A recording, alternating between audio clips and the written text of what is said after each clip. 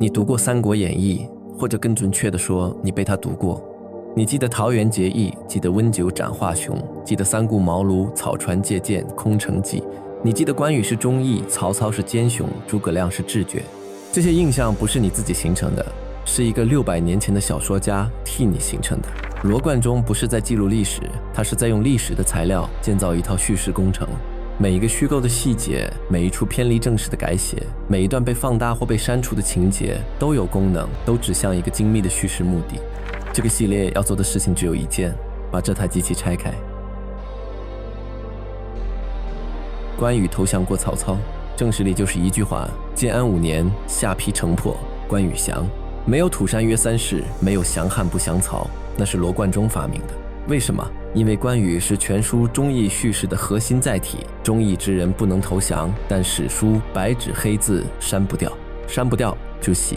约三世把投降重新定义为有条件的暂留，过五关斩六将把代价拉满。读者看完记住的不是关羽投过降，是他为了回去付出了这么多，代价够大，投降就干净了。这不是文学技巧，这是叙事工程的承重结构。拆掉这一块，上面整个忠义体系会塌。类似的结构，这本书里有上百处。曹操第一次出场还没做任何事，一个字的改动就替读者把结论下完了。赤壁之战真正的指挥者是周瑜，但罗贯中在开战前埋了一块地基，让所有功劳在读者心中自动流向另一个人。每一处虚构都不是随手写的，它有位置，有功能，有上下游。我们一个一个拆。过去这几期东汉系列几乎没有在讲故事，我们一直在做一件事，把地基挖出来。外戚与宦官的绞杀，党锢的清洗，州牧制度把军权推到地方，这些不是三国故事的背景板，它们本身就是三国的根。三国不是从黄巾开始的，黄巾只是线段的声音。线段之前，乌堡已经立起来，部曲已经养出来，豪强已经学会不等洛阳。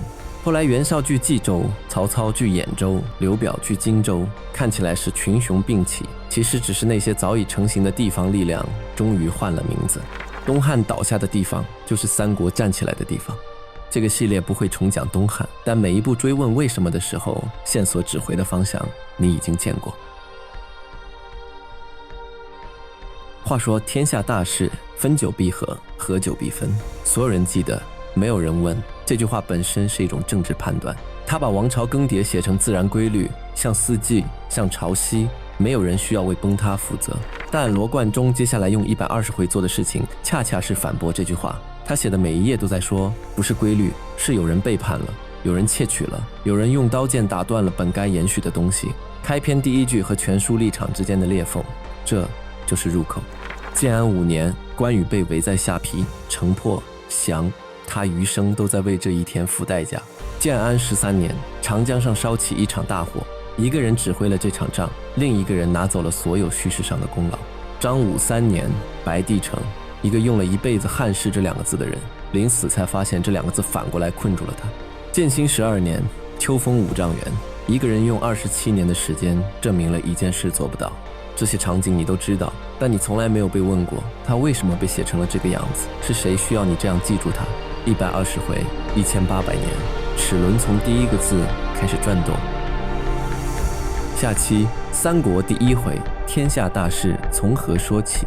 分久必合，合久必分，一个被伪装成常识的政治判断，我们从这句话的裂缝走进去。